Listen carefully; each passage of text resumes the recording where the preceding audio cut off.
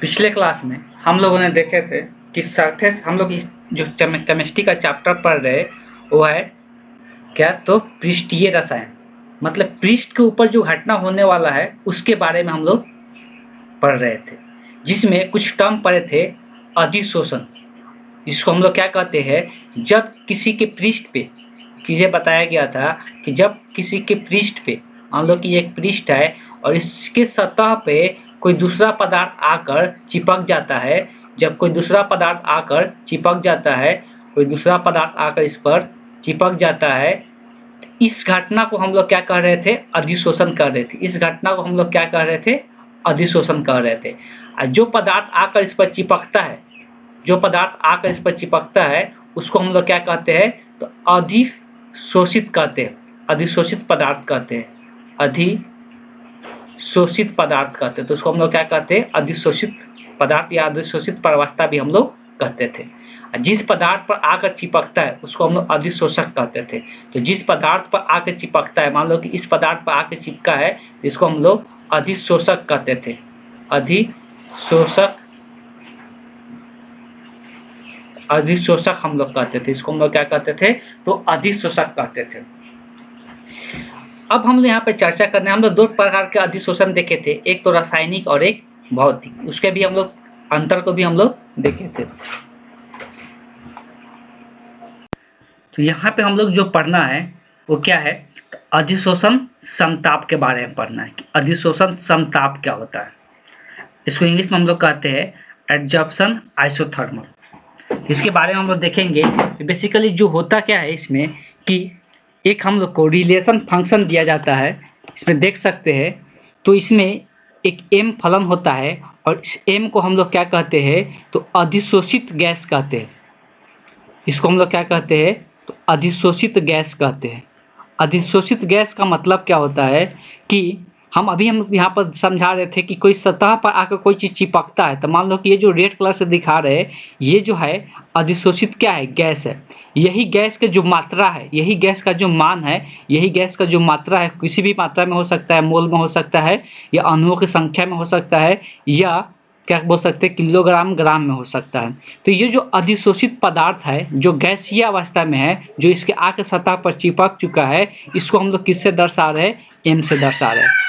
M जो होता है बेसिकली दो चीज़ों पर डिपेंड करता है। एम जो होता है दो चीज़ों पर डिपेंड करता है।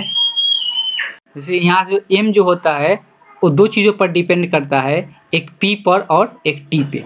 पी जो होता है, तो पी हम लोग दर्शाते हैं जो गैस होता है, अधिशोषित जो गैस है उसका दाब को दर्शाते हैं। अगर हम लोग टी का, तो टी यहाँ पे टेम्परेचर, जिसको हम लोग ताप कहते हैं, तो इसको ताप को दर्शा रहा है।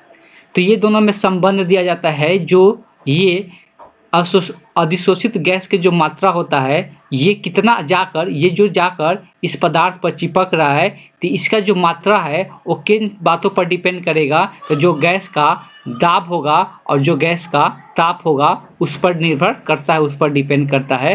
तो उसी को हम लोग क्या कहते हैं, अधिशोषण समताप कहते हैं। अधिशोषण समताप का मतलब है कि अगर हम यहाँ पर टेम्परेचर को क्या करते हैं, कांस्टेंट कर देते हैं। समताप का मतलब यहाँ पे है कि अगर हम टेम्परेचर को फिक्स कर देते हैं, तो जो m होगा वो सिर्फ किस पर डिपेंड करेगा, p पर डिपेंड करेगा। किस पर डिपेंड करेगा, p पर डिपेंड करेगा। तो सबसे पहले हेडिंग डालना है अधिशोषण समताप। अधिशोषण समताप, जिसको इंग्लिश में हम लोग कहते हैं एडजॉर्प्शन आइसोथर्मल। ठीक है, तो इसको यहाँ से यहाँ तक लिख लेना है, यहाँ से लेके यहाँ तक।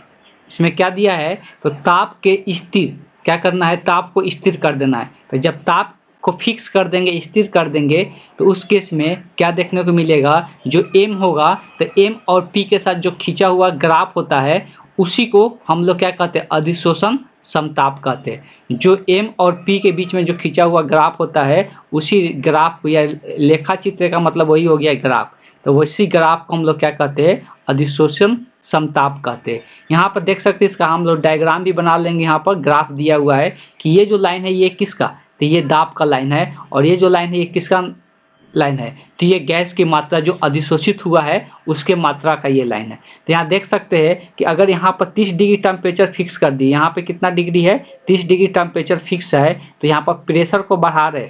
अगर प्रेशर बढ़ रहा है तो ये गैस का जो मात्रा है वो भी क्या हो रहा है, बढ़ रहा है। यहाँ पर देख सकते दोनों के दोनों जीरो है, और यहाँ पर प्रेशर को बढ़ाया है इतना, तो गैस की मात्रा भी क्या हो रहा है, यहाँ पर देख सकते हैं कि प्रेशर बढ़ा रहे हैं तो गैस की मात्रा क्या हो रहा है, बढ़ते जा रहा है।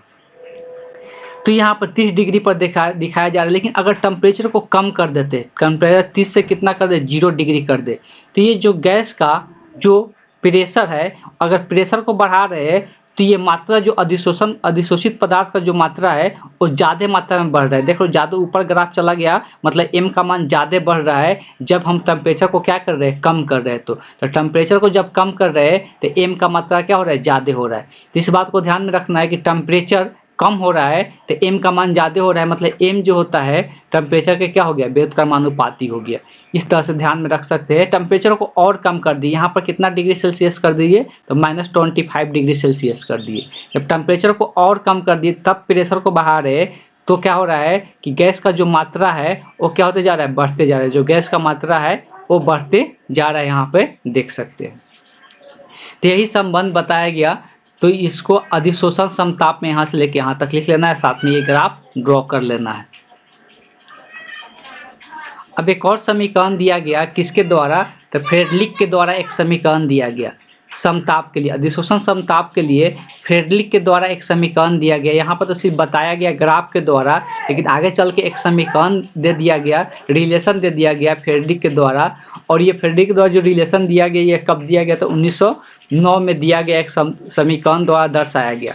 अब जो यहाँ पे सब टर्म्स है उसके बारे में जो समीकरण दिया गया, तो फ्रेडलिक का अधिशोषण समताप का समीकरण, हेडिंग क्या कर डालना है, तो फ्रेडलिक का अधिशोषण समताप समीकरण, हेडिंग पूरा लिखना है, फ्रेडलिक का अधिशोषण समताप समीकरण। और समीकरण को, इस समीकरण को लिख लेना। अब इसमें एक एक टर्म के बारे में हम लोग समझते हैं। x/m × k × p के power n, x/m × k × p के पावर n।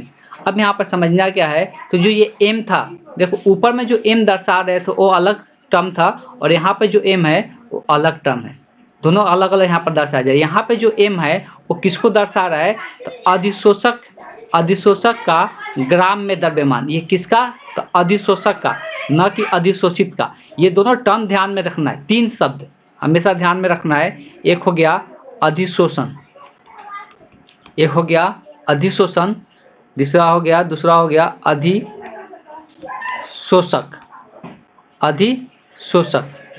चौथा हो गया अधिशोषित, चौथा हो गया अधिशोषित। तो ये 3 टर्म्स ध्यान में रखना है। फिर से एक बार यहाँ पे याद दिला देते हैं, और याद रखना है अच्छे तरीक़ा से कि अगर मान लेते हैं कि कोई अगर यहाँ पे सतह है, अगर कोई ये सतह है, अगर ये सतह है तो इस सतह को जो हम कहेंगे, इस सतह को हम क्या कहेंगे, तो ये भी एक पदार्थ का ही कोई सतह होगा। इस पदार्थ का जो सतह होगा इसको हम लोग क्या, किस नाम से जानते हैं, इसको हम लोग कहते हैं अधिशोषक। इसको हम लोग यहाँ पर क रहेगा लास्ट में, ठीक, अधिशोषक, लास्ट में क्या रहेगा, क रहेगा, अधिशोषक। जो पदार्थ इस पर आके चिपकेगा वो गैस भी हो सकता है, ठोस भी हो सकता है, ठीक, तो गैस भी हो सकता है। तो मान लो कि यहाँ पर गैसी कोई पदार्थ है जो आके उस पर, इसके ऊपर चिपक गया, कण क्या हो गया, इसके ऊपर आके चिपक गया। तो ये जो कण आके चिपका, ये जो कण आके चिपका, तो इसको हम लोग क्या कह रहे हैं, इसको हम लोग कह रहे हैं अधिशोषित, अधिशोषित। यहाँ पे लास्ट में क्या आ रहा है, त आ रहा है, अधिशोषित क्या आ रहा है, त आ रहा है। और जो जिस पदार्थ पर आके चिपका है वो अधिशोषक, जिसको हम लोग लास्ट में क्या आ रहा है, क आ रहा है। अब ये दोनों, जब ये दोनों मिलकर जो सिस्टम, जो प्रोसेस हुआ, जो प्रक्रिया हुआ, दोनों मिलकर जो प्रक्रिया हुआ, तो इस पूरा प्रक्रिया को हम लोग क्या नाम देते हैं, तो इस पूरा प्रक्रिया को हम लोग अधिशोषण कहते हैं। यहाँ पे क्या आता है, तो लास्ट में न आता है, अधिशोषण कहते हैं, लास्ट में क्या आता है, न आता है। इस बात को ध्यान में रखने के, इसको हम लोग अधिशोषण कहते हैं। तो इसी के संबंध में एक समीकरण दिया गया, फ्रेडलिक के द्वारा एक समीकरण दिया गया, और जो समीकरण दिया गया x/m = k p के पावर n। अब यहाँ पे जो x है, सब बात को समझना है। जो यहाँ पर m है, तो ये m जो है ये अधिशोषक का द्रव्यमान है। किसका द्रव्यमान है, ये अधिशोषक का द्रव्यमान है। तो जो यहाँ पर m है, ये अधिशोषक का द्रव्यमान है, लेकिन जो ऊपर में हम लोग m दिखा रहे थे, यहाँ पर ऊपर में जो m दिखा रहे थे ये अधिशोषित गैस का द्रव्यमान था, ठीक। लेकिन अब यहाँ पर चेंज हो चुका है, इस समीकरण में जो m है ये अधिशोषक का द्रव्यमान है, ठीक। और अगर यहाँ x का बात करेंगे तो x जो है, तो x किसका द्रव्यमान है, तो यहाँ पर x जो है अधिशोषित जो गैस हो रहा है, जो जाकर चिपक रहा है, उसका द्रव्यमान को दर्शाया जा रहा है किससे, x से। और जो P है, तो P यहाँ पे गैस का दाब है, साम्य अवस्था में, मतलब साम्य अवस्था में रहेगा तो उस टाइम में ये क्या है, ये P जो है गैस है, सर इस गैस का, तो गैस कौन है, अधिशोषक ही है ना, तो इसलिए गैस कौन है, अधिशोषित है, तो अधिशोषित का ये क्या है, ये दाब है। और N और K का अगर बात करेंगे, N और K का, तो ये स्थिरांक होता है, N का मान इकाई से कम होता है, N का मान इकाई से कम होता है, मतलब N का मान हमेशा किससे, 1 से कम होता है, ठीक। तो इस बात को ध्यान में रखना है। तो पहले हम जो हेडिंग बोले थे लिखने के लिए, फेरलिक का अधिशोषण समताप समीकरण, और उस समीकरण को यहाँ से ये लिख लेना है, और उसके बाद सारे ये टर्म को डिफाइन कर लेना है, जो दिया हुआ है यहाँ तक पूरा लिखना है, इस सारे टर्म को डिफाइन कर लेना है, ठीक है। अब इसको हम लोग लॉग के टर्म में भी दर्शा सकते हैं। अब इसको हम लोग लॉग के ग्राफ पे इसका कोई जरूरत नहीं है, इसको हम लोग लॉग के टर्म में भी दर्शा सकते हैं। इसको लॉग के टर्म में हम कैसे दर्शाएंगे उसको भी हम लोग यहाँ पर देखेंगे।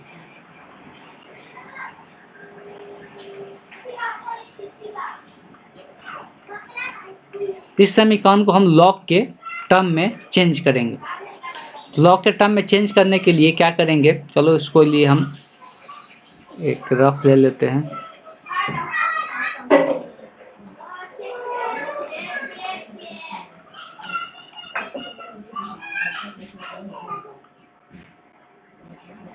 x by m is equal to k p के पावर n, यही था समीकरण। इसको हम लोग फेरलिक का समीकरण कह रहे हैं, ठीक है। अब इसको हमको लॉग के पद में चेंज करना है। लॉग के पद में चेंज करके एक समीकरण बनाना है। तो अब इसमें हम क्या करेंगे, दोनों तरफ लॉग लेंगे। चलिए उसके बाद उतना लिखने के बाद उसको यहाँ से लिखना शुरू करना है। तो अगर दोनों तरफ लॉग लेते हैं, तो इधर अगर लॉग लेते हैं लॉग x बटे क्या हो जाएगा, m बराबर, इधर लॉग लेते हैं तो लॉग k p के पावर n। अब एक लॉग का प्रॉपर्टीज हम लोग अप्लाई करेंगे, सिर्फ इधर के लिए नहीं, इधर के लिए कोई प्रॉपर्टीज नहीं होता, इधर के लिए भी हो सकता है, लेकिन सिर्फ हम इधर के लिए अप्लाई करेंगे। तो एक लॉग का प्रॉपर्टीज अप्लाई करेंगे, लॉग x इंटू वाई। अगर लॉग के साथ दो पद गुना में है तो इसको लिख सकते हैं log x plus log y. ये बार बार बताते आते, ये सब याद होते जाना चाहिए प्रॉपर्टी, ठीक। तो ये लॉग का प्रॉपर्टीज होता है कि दो अगर उसका आर्गुमेंट गुना में है तो उसको प्लस में ऐसे करके लिख सकते हैं। तो इस वाला को चेंज करेंगे, x के जगह पर यहाँ पर k है और y के जगह पर p के पावर n है। तो इस फॉर्मूला पे जब हम चेंज करेंगे तो log x by m is equal to log k plus log p के पावर n, ठीक। अब यहाँ पे एक और प्रॉपर्टीज हम अप्लाई करेंगे लॉग का। तो एक और प्रॉपर्टीज यहाँ पर लिख सकते हैं, लॉग अगर x के पावर n होता है तो अगर आर्गुमेंट का घात रहता है लॉग में, तो लॉग घात हमेशा आगे लिखा जा सकता है। ये लॉग का प्रॉपर्टीज होता है, ये प्रॉपर्टीज अप्लाई करेंगे इसके लिए। तो यहाँ पर हम इसके लिए जब ये प्रॉपर्टीज अप्लाई करेंगे तो n जो घात में है वो आगे आ जाएगा, और जो समीकरण बनेगा क्या हो जाएगा, तो लॉग x बाई m बराबर log k plus n into log p हो जाएगा, ठीक है। तो इस तरह से इसको चेंज कर सकते हैं। तो जो समीकरण था इस रूप में भी हम लोग दर्शा सकते हैं। तो इसको यहाँ से लिख लेना है। ये कोई खास इम्पोर्टेंट टॉपिक नहीं है जो अभी हम लोग पढ़ रहे हैं, इसलिए इसमें इतना लिख कर छोड़ देना है। चलिए आगे हम लोग देखते हैं नेक्स्ट जो टॉपिक है, इसमें हम लोग को क्या पढ़ना है।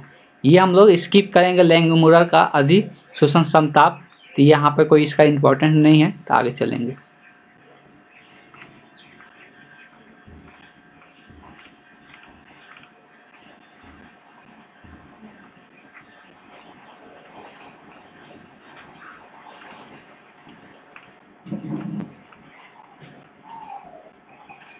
अब जो आगे जो हम लोग टॉपिक पढ़ना है वो हम लोग पढ़ेंगे। देखिए अभी हम लोग एक बिलियन का यहाँ पर बात करने जा रहे हैं। अब बिलियन में हम लोग अधिशोषण का घटना देखेंगे। तो बिलियन में अधिशोषण का घटना देखेंगे तो दिया हुआ है बिलियन के विलय का ठोस पृष्ठ पर अधिशोषण। एक बिलियन रहेगा तो उसमें विलय का, एक बिलियन के अंदर जो विलय पदार्थ होता है उसके ठोस पृष्ठ पर अधिशोषण। जब एक बिलियन का बात करते हैं तो बिलियन में दो पदार्थ होता है। जब हम लोग बिलियन का बात करते हैं तो बिलियन में दो प्रकार का पदार्थ होता है, एक विलायक होता है, एक विलय होता है।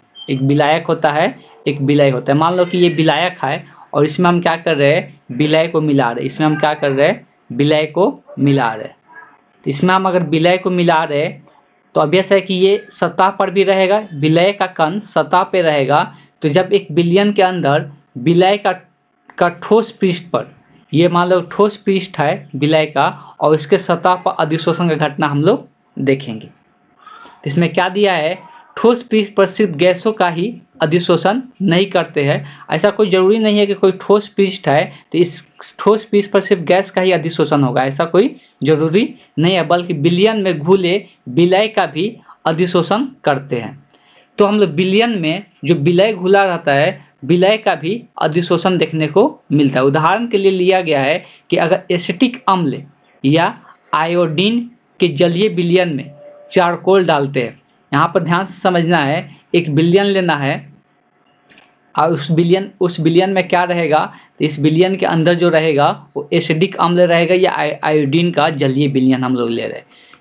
एसिडिक अम्ल या आयोडीन का जलीय एक विलयन मतलब जल में मिला हुआ रहेगा। ठीक, अगर इसमें हम लोग क्या करते हैं, चारकोल डालते हैं। चारकोल मतलब वही होगा कोयला का जो चूर्ण होता है उसी को हम लोग चारकोल कर रहे हैं। ठीक, तो जब एक विलयन में चारकोल डालते हैं तो विलयन में इन पदार्थों की मात्रा कुछ कम हो जाती है।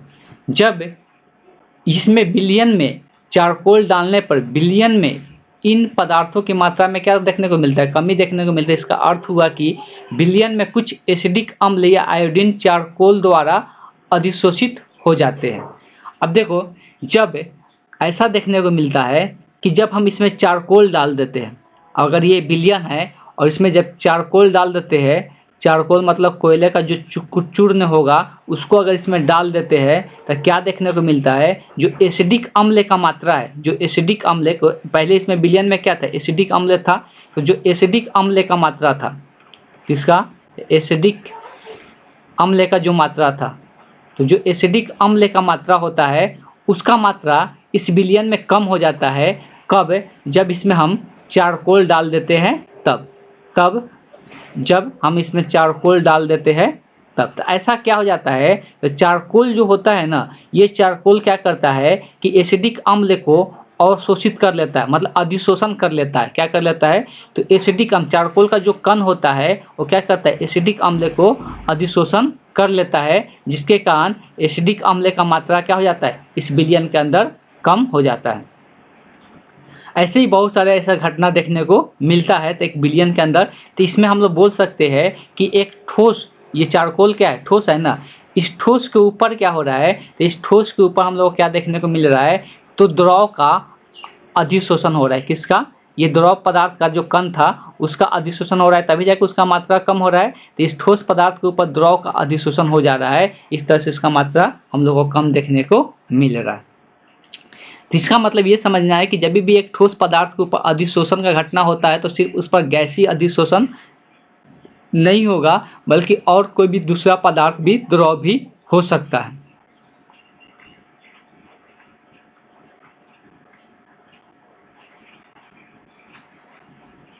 अब अगर विलयन का बात करेंगे तो विलयन के अंदर अधिशोषण का घटना की मात्रा जो होता है, कितना मात्रा में अधिशोषण का घटना होगा, वो किन किन बातों पर निर्भर करता है, उसके बारे में हम लोग यहाँ पे चर्चा करेंगे।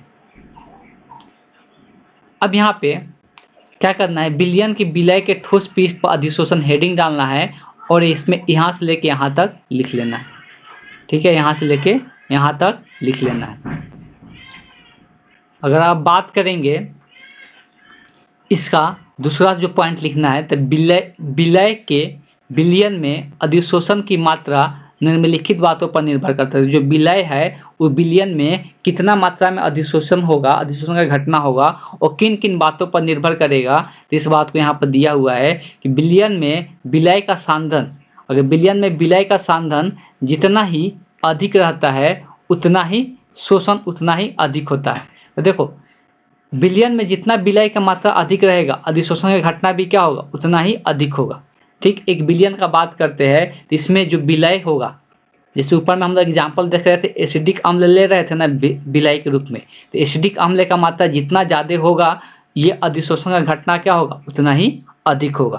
तो ये पहला पॉइंट इसमें लिखना है, ये पहला पॉइंट इसमें लिखना है। दूसरा बात करते हैं कि अधिशोषण का घटना अगर और बढ़ जाएगा कब, जब ताप में वृद्धि कर देता। अगर इस विलयन का ताप को क्या कर दे, बढ़ा दे, तो अधिशोषण की मात्रा में क्या ताप में वृद्धि करने से अधिशोषण का मात्रा क्या हो जाता है, कम हो जाता है। इसके पहले ही बताए थे। ठीक, इसके पहले भी हम लोग गैस वाला में ही बता रहे थे कि उसमें जो टेम्परेचर होता है उसका व्युत्क्रमानुपाती होता है, मतलब टेम्परेचर को बढ़ाएंगे तो अधिशोषण का मात्रा क्या होगा, कम होगा। तो यहाँ पर ये विलयन के लिए भी सेम ही चीज लागू होता है।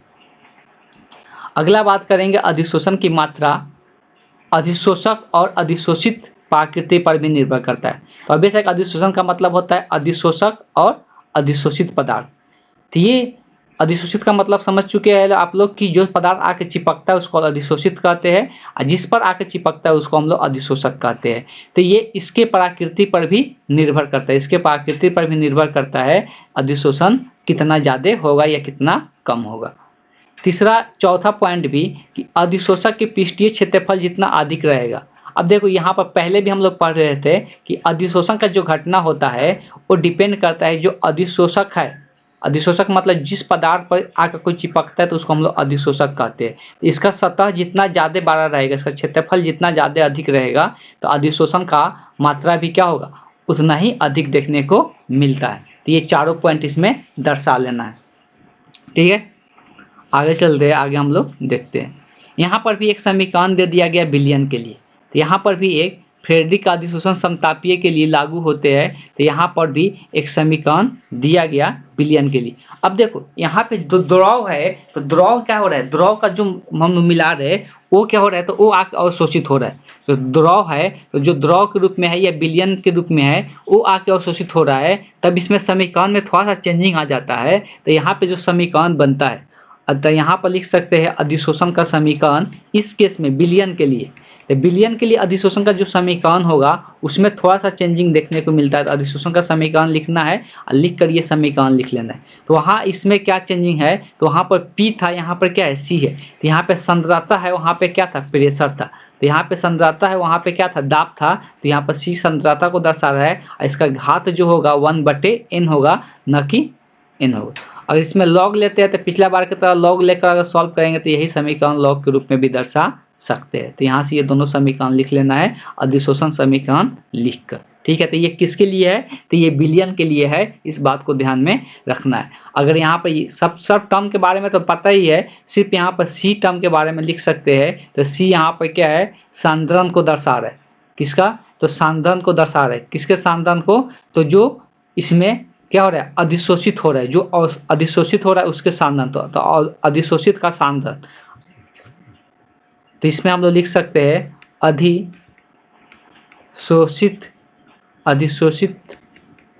अधिशोषित का सांद्रण। तो ये दर्शा रहा है अधिशोषित का सांद्रण। बाकी सारा टर्म पहले ही से हम लोग लिख चुके हैं तो उसको लिखने की जरूरत यहाँ पे नहीं। ठीक, खाली सी के बारे में लिख सकते हैं। अब ये अधिशोषण का हम लोग प्रयोग कहाँ पे करते हैं, इसका उपयोग कहाँ करते हैं, उसके बारे में पढ़ना है। तो इसका हम लोग कहीं पे इस्तेमाल तो करते होंगे अधिशोषण का जरूर। अगर ये ऐसा होता है तो इसका इस्तेमाल हम लोग कहाँ पे करते हैं, तो हम लोग कुछ इसमें हम लोग लिख सकते हैं। तो इसमें कुछ टर्म हम यहाँ पे बताने जा रहे हैं कि अधिशोषण का प्रयोग कहाँ पे करते हैं। तो सबसे पहले दिया हुआ, अभी लिखने के लिए नहीं बोल रहे, सबसे पहले हम लोग पढ़ लेते हैं। तो पहला दिया हुआ है कि इसका अधिशोषण का उपयोग हम लोग कहाँ पे करते हैं, तो उच्च निर्वात उत्पन्न करने के लिए। तो क्या करने के लिए, तो उच्च निर्वात उत्पन्न करने के लिए। उच्च निर्वात का मतलब होता है, तो निर्वात का मतलब ही होता है जहाँ पर कोई भी कण न हो, जहाँ पे कोई भी कण न हो उसको हम लोग निर्वात कहते हैं। तो अब जैसे कि ये वर्क कैसे करेगा, हमको पता है कोई भी वातावरण में क्या होता है कि गैस का कण या किसी भी पदार्थ, किसी भी गैस का कण ऐसे ही घूमते रहता है वातावरण में। छोटा छोटा कण होता है, ऐसे हम लोगों को दिखाई नहीं देता है। वायु का भी कण होता है। मान लो कि हमको यहाँ पर निर्वात करना है, तो कोई ऐसा पदार्थ यहाँ पे ला के रख दे, कोई ऐसा पदार्थ यहाँ पे ला के रख दे कि जो सारा जो कण दिख रहा है ना, जो सारा कण दिख रहा है, ये सबको अपने ऊपर क्या कर ले, अधिशोषण कर ले। सबको अपने ऊपर क्या कर ले, अधिशोषण कर ले। तो ऑटोमेटिक यहाँ का सबका कण क्या हो जाएगा, तो ये सबको क्या करेगा, तो धीरे धीरे यहाँ से सब कण हटते जाएगा वातावरण से। मतलब आसपास में यहाँ जितना भी कण रहेगा, सब कण धीरे धीरे क्या होते जाएगा, खत्म होते जाएगा। तो सब कण यहाँ पे धीरे धीरे खत्म होते जाएगा। और ये खत्म होते होते क्या देखने को मिलेगा, तो बाद में सब कण आके किसके ऊपर चिपक जाएगा, तो सब कण धीरे धीरे आकर इसके ऊपर चिपक जाएगा। तो बाद में देखने को मिलेगा यहाँ पर जितना भी कण था इसके सतह पर आकर सब चिपक जाएगा। तो ये अधिशोषण के कारण यहाँ पर क्या हो गया, एक निर्वात उत्पन्न हो गया। मतलब यहाँ पर कोई भी कण आसपास घूमते हुए नहीं दिखाई देगा। तो यहाँ पर एक क्या हो गया, निर्वात उत्पन्न हो गया। तो वही चीज़ दिया हुआ है, अधिशोषण का प्रयोग करते हैं अगर हमको कहीं पर निर्वात उत्पन्न करना रहता है, तब हम इसका इस्तेमाल करते हैं। दूसरा दिया हुआ है आर्द्रता का नियंत्रण। आर्द्रता मतलब क्या होता है, नमी। तो नमी को नियंत्रण करने के लिए, जलवाष्प को दूर करने के लिए, जब आर्द्रता बहुत ज़्यादा कहीं पहुंच जाता है तो उसको दूर करने के लिए हम लोग इसका इस्तेमाल करते हैं। और इसके रूप में कौन इसको नियंत्रित करता है, तो सिलिका एंड एल्युमिनियम जेलों का उपयोग किया जाता है। सिलिका का उपयोग करेंगे या एल्युमिनियम जेल का उपयोग करेंगे। तो अगर एल्युमिनियम जहाँ पे बहुत सारा आर्द्रता मतलब बहुत सारा नमी पड़ा हुआ है, ठीक है, कहीं पर नमी बहुत ज़्यादा है, इस नमी को हटाना है, तो यहाँ पर एक पदार्थ ला कर रख दे। और वो कौन सा पदार्थ होगा, तो एल्युमिनियम जेल होगा। कौन सा होगा, एल्युमिनियम जेल होगा। तो यहाँ पर जितना भी आर्द्रता है सबको ये क्या करेगा, तो जितना भी यहाँ पे आर्द्रता है सबको यहाँ से हटा देगा। सबको हटाकर अपने सतह पर क्या कर लेगा, चिपका लेगा। तो यहाँ का आर्द्रता क्या हो जाएगा, खत्म हो जाएगा। तो आर्द्रता को नियंत्रण करने के लिए ऐसा किया जाता है। तो यहाँ पर जितना भी आर्द्रता था सब इस पर आकर चिपक जाएगा। पानी का जो भी कण था, आर्द्रता बना हुआ था, वो सब आके इसके ऊपर चिपक जाएगा। तो यहाँ पर क्या हो जाएगा, आर्द्रता को ये नियंत्रण कर लेगा। ठीक है। तीसरा जो पॉइंट है वो है कि विलयन का रंग का दूर करना। हम यहाँ पर शुरुआत में भी चर्चा कर चुके थे, किसी विलयन में रंग है, उस रंग को हटाना है तो उसको भी और अधिशोषित किसके द्वारा कर लिया जाता है, चारकोल के द्वारा कर लिया जाता है। चारकोल ये पदार्थ होता है जो क्या करता है, किसी विलयन में अगर रंग है तो उसमें अगर चारकोल डाल लेंगे तो चारकोल का जो कण होता है, मान लो कि विलयन के अंदर ये चारकोल का चूर्ण डाल दिए। अब ये चारकोल डालने से क्या होता है कि यहाँ पर इसमें जितना भी कलर था तो ये कलर को अवशोषित कर लेता है अपने ऊपर। ये क्या करता है, अपने ऊपर कलर को अवशोषित कर लेता है। तो अपने ऊपर क्या करेगा, कलर को अवशोषित कर लेगा। तो उस विलयन में क्या होने लगेगा, कलरहीन होने लगेगा, कलर उसका खत्म होने लगेगा। तो कलर को दूर करने के लिए हम लोग क्या करते हैं, अधिशोषण का प्रयोग करते हैं। कलर को दूर करने के लिए हम लोग अधिशोषण का प्रयोग करते हैं। आगे देखते हैं, तो अक्रिय गैसों का पृथक्करण करने के लिए, जो अक्रिय गैस होता है, अक्रिय गैसों का पृथक्करण करने। अक्रिय गैस उसको बोलते हैं जो किसी के साथ अभिक्रिया नहीं करता है। जो कौन सा ग्रुप का होता है, तो ग्रुप 18 का ये तत्व होता है। तो ये ग्रुप 18 का तत्व होता है जो कि इसको पृथक्करण अलग करने के लिए इसका इस्तेमाल हम लोग करते हैं। तो इसका इस्तेमाल कैसे करते हैं, तो चारकोल की सतह पर विभिन्न गैसों का अधिशोषण विभिन्न मात्रा में होता है। तो चारकोल की सतह पर देखा जाता है कि अलग अलग गैस का अधिशोषण अलग अलग मात्रा में देखने को मिलता था। अक्रिय गैसों का मिश्रण में से इन गैसों को अलग अलग करने में नारियल या चारकोल का उपयोग किया जाता था। ऑब्वियसली अगर बहुत सारे अक्रिय गैस आपस में मिल चुका है, अगर उसको अलग अलग करना है तो हम लोग नारियल के चारकोल यूज कर सकते हैं। ठीक, तो नारियल के चूर्ण को हम लोग इस्तेमाल कर सकते हैं और इस्तेमाल करके हम लोग क्या कर सकते हैं, तो इसको सेपरेट कर सकते हैं जो अक्रिय गैस होता है।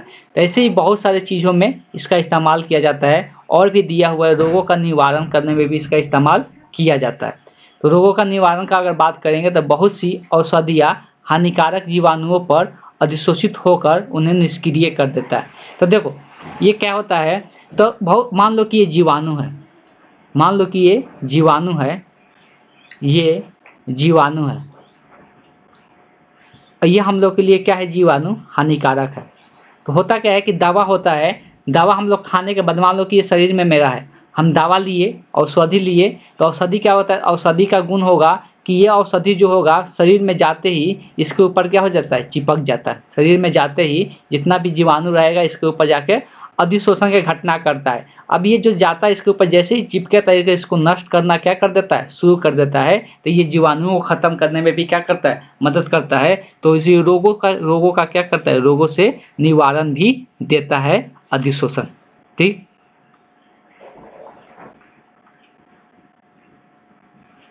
फेनित प्लावन विधि विषमांग उत्पीड़न में भी इस्तेमाल किया जाता है। चलिए यहाँ बहुत सारा गैस नकाब में भी, वर्णक में भी बहुत सारा अलग अलग चीज़ें में इसका इस्तेमाल किया जाता है, लेकिन हम लोग यहाँ पर ज़्यादा नहीं लिखेंगे। तो 5 टॉपिक इसका हम लोग लिखेंगे अधिशोषण के उपयोग में। ठीक है, अधिशोषण के उपयोग में। तो सबसे पहले हेडिंग डालना है अधिशोषण के उपयोग। जैसे हम लिखवा रहे थे 1 नंबर में लिखना है उच्च निर्वात को उत्पन्न करने के लिए, उच्च निर्वात को उत्पन्न करने के लिए अधिशोषण का उपयोग करते हैं। उच्च निर्वात को उत्पन्न करने के लिए अधिशोषण का उपयोग करते हैं, जिसमें हम लोग चारकोल का प्रयोग करते हैं, जिसमें हम लोग चारकोल का प्रयोग करते हैं। ठीक है, इतना लिख लेना, ज़्यादा नहीं लिखना। 2 नंबर में लिखना है आर्द्रता का नियंत्रण करने के लिए, आर्द्रता का नियंत्रण करने के लिए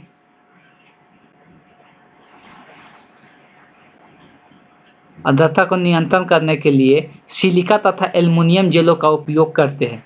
आर्द्रता को नियंत्रण करने के लिए सिलिका तथा एल्युमिनियम जेलों का उपयोग करते हैं। सिलिका तथा एल्युमिनियम जेलों का उपयोग करते हैं।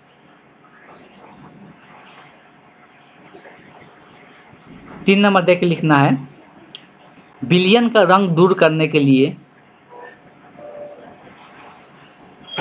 विलयन का रंग दूर करने के लिए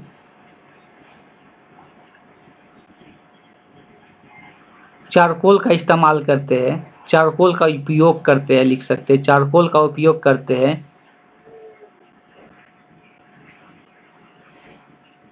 जैसे चीनी और वनस्पति तेलों को रंगहीन बनाने के लिए किया जाता है।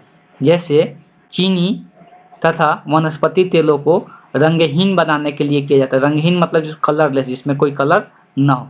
चीनी और वनस्पति तेलों को रंगहीन बनाने के लिए किया जाता है। 4 नंबर में लिखना है अक्रिय गैसों का पृथक्करण करने के लिए अधिशोषण का उपयोग करते हैं। अक्रिय गैसों का पृथक्करण करने के लिए अधिशोषण का उपयोग करते हैं।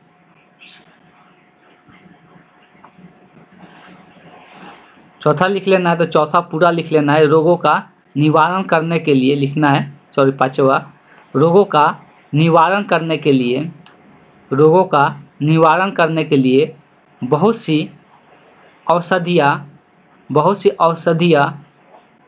हानिकारक जीवाणुओं पर अधिशोषित होकर उन्हें निष्क्रिय कर देती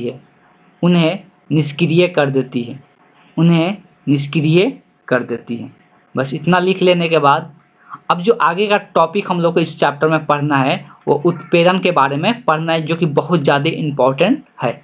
आगे का जो टॉपिक हम लोग पढ़ना है उत्प्रेरण पढ़ना है, तो इसको हम लोग नेक्स्ट क्लास में पढ़ेंगे उत्प्रेरण के बारे में।